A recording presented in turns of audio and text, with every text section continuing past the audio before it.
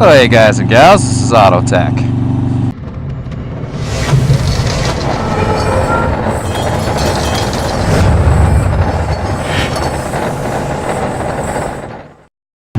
Today I have a little bit of a touchy subject. I know I'm probably going to get lit up for it, or maybe not. Maybe some people will agree with me. I'm on my way to meet a old friend of mine.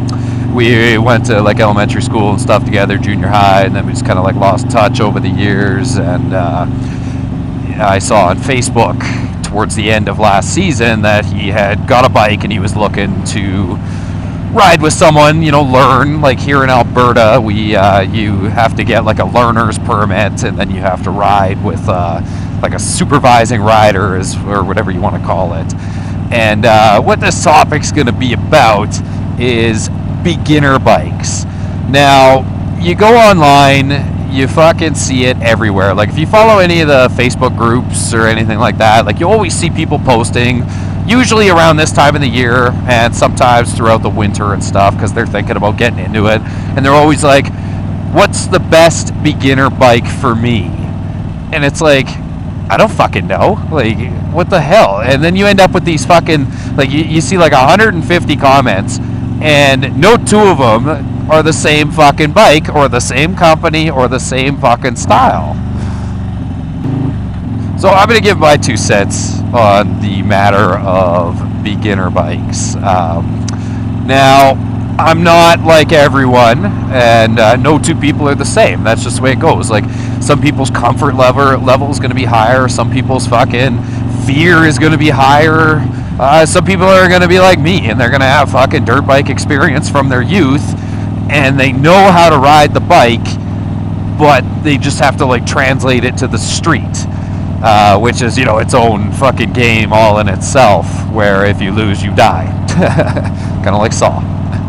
But anyways, though, so like for me, like I was in my youth, like I was riding 252-stroke dirt bikes, which are just fucking torque monsters and shit. Like, yeah, there's bigger ones, but I mean, a 252-stroke will put you on your back if you're a little bit too cocky. I rode 400 4-strokes and stuff, and those are fucking awesome bikes. So jumping onto a street bike really wasn't a huge like jump, you know. Like obviously I learned throttle control, I learned how to fucking brake, I learned how to turn and stuff like that. So like when I started out, I jumped on a fucking Suzuki 750, and you know, some people are like, well, that's a lot of bike to start with. Not really. I mean, it was, you know, pretty gutless and fucking, it went fast, but I mean, it wasn't anything insane by any means. So, like for me, starting on a 750 and then jumping straight onto a fucking cruiser after that was no problem. For someone who's never even ridden a fucking dirt bike, you know, I could see how jumping on a 750 could be a little bit intimidating, because sometimes when people panic, their brains shut down and they forget that if they just let go of this fucking hand right here, like don't let go, but if they just stop twisting the throttle, it will stop going. Like, you know, like, fuck, I've seen it. I hate to throw this buddy under the bus, but a long time ago, me and him, we took my truck, he bought himself a nice fucking dirt bike, and we unloaded it, and we're like, all right, let's fucking give her. And I don't know what the fuck happened, but he fucking revved her right up and dumped the clutch, and he was getting dragged along behind it while this fucking thing's at like 12 o'clock. And then, yeah, you know, you can see how this fucking ended here. And it was like if he had have just fucking let go of the throttle, it would have fucking came back down and he wouldn't have fallen off the back. Alright, so back on topic here. Fucking, I got a little sidetracked there with story time. So the whole thing that kind of made me think of this is like this friend, for example, right here. I got him all picked up and stuff. He bought a 390 Duke KTM, right? And he was like, oh, I was looking at like Ninja 250s and fucking Kawasaki 300s or whatever, Hondas, and so he decided to go with this KTM 390 because he heard it was really well reviewed, and yeah, it's a good bike and stuff, and it was a fair price. And then he was like, well, next, because like he really wants a Harley, and he's like, well, next I'm gonna get the Iron 883. And I was like, oh, okay, cool, like that's an awesome bike, like I'd fucking love to own one someday, like it would be sweet to have in the stable. And then he's like, and then I'll get a bike like yours, like a Dyna. And I was like, well, thinking to myself, like, well, why don't you just fucking get the Dyna after this one then and save yourself the fucking hassle? And he's like, well, I'm not sure that I'm fucking ready for something like that yet. It's like, you know, yeah, that's cool. That's, you know, like you're building up your confidence and stuff, but that's a lot of fucking money. And I mean, if you think about it, by the time you fucking buy all your shit, like you buy this bike for like, let's say $6,500, and he buys the fucking 883 for 10 grand, and then he fucking goes and gets a bike like mine. It's like, fuck, man, like you've spent like $60,000 on a fucking bunch of bikes, or I guess like 50.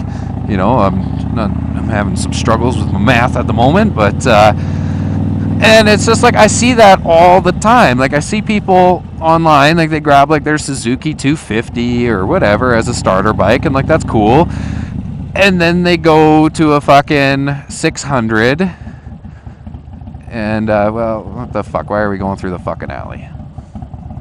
Okay, back on track there. Fucking, I hate when you're trying to fucking meet up with people and then they don't, the other one doesn't have a fucking communicating device, so you're fucking riding around and you're like, okay, I'm following you. Hopefully you know where you're going, and then they don't know where they're going.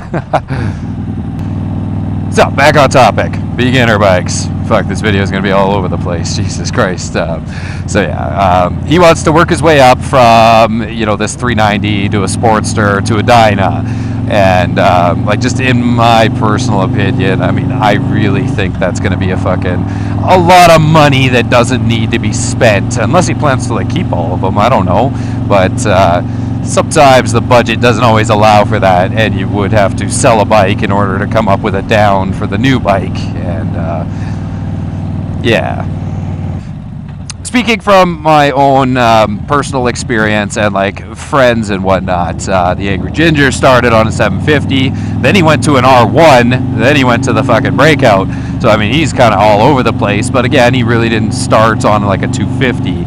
Fast and Fabulous started on a fucking 600, then he went to his Ducati Super Sport, and I mean, that's a retarded bike. Like that bike's fast. Like you can get into trouble in a hurry on that thing. The guy that I ride with that has the red FZ09, like that's his first bike. He basically jumped on a 900 as his first one.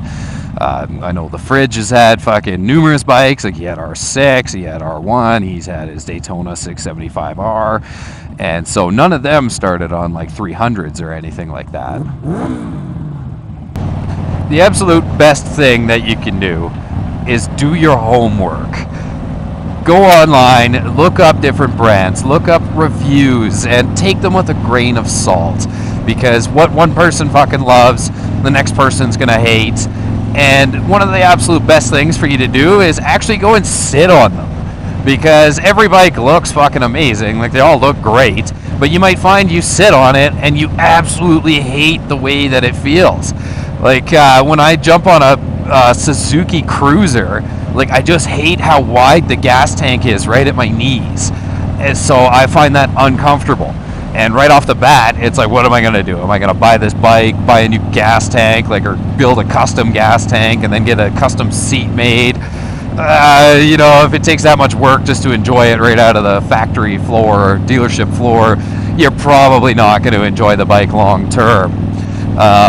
You know, going online and like people saying, oh, what's the best bike for me? And then people ask, how tall are you? The height plays a little bit into it, but I think inseam plays more of a fact into it, because you can get someone that's 6 feet tall and they have a 30-inch inseam, and you know, that's going to be a problem, right? Like, you know, like I think I'm like 5'11", and I have a 32-inch inseam. So it's like I have longer legs than I do a torso. So, you know, I'd probably look kind of goofy. I'm just kidding. But, and then, like the saddle height of the bike's going to play a role into it. Like Harleys are usually floating around that 26-inch saddle height range. Like The FZ09 is kind of around like 28, and like that 2 inches does make a pretty big difference. Like, just ask any girl, right?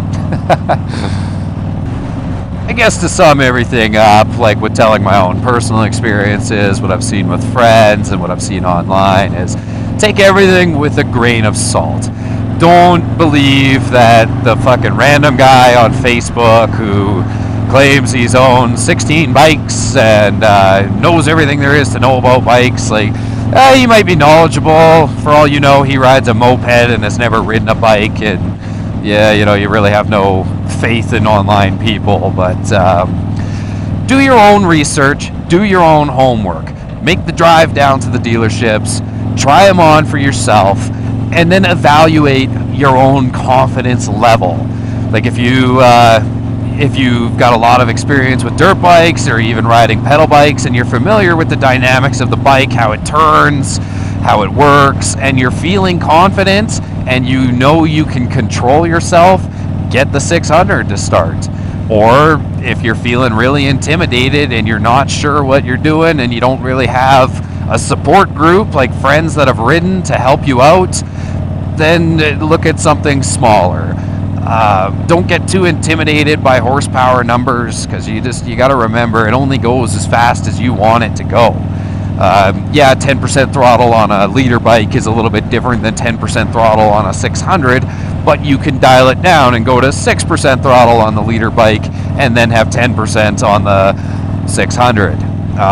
You know, do what's right for you and build your own confidence, make your own choices. That's kind of like what I'm getting at here, because if I would have listened to people, like, yeah, I would have started with like a Honda Shadow and then gone to like a, I don't know, Suzuki Boulevard, and then worked my way up to a Harley Dyna. Like, when really, as soon as you're comfortable on the first one, chances are a short little adjustment period, you're going to be ready for the bike that you want to have. If you live somewhere that you can ride year-round, like, it makes a huge difference, because people up here get super impatient. They buy a bike at the end of August, and they're like, oh man, like, I really fucking want an R1. Like, they're a sick bike. They look so good. Fucking. So then, like, September rolls around, and they're like, oh man, I've only got like 30 days of riding left. Like, am I ready? Well, there's this used one on Kijiji for $4,000. Okay, I'm gonna go fucking buy it. And then they get themselves into trouble because they were not ready for it and their confidence wasn't there. They just jumped the gun because they wanted to say they had 1,000 before the end of the season and take some cool Instagram photos of it or whatever. Hashtag leader bike life or something like that. I don't know. But, you know, do what's right for you guys. That's what I'm trying to get at here. And let me know your comments down below. Like, let me know, like, what did you start on? What did people tell you you should start on? Did you take their advice, or did you say, go fuck yourself, I'm gonna buy what I want to buy, don't tell me how to live my life, you're not my real dad? Yeah, you know, make sure you hit that subscribe button. And yeah, I look forward to seeing what you guys started on and what your journey was that brought you to the bike that you wanted to ride.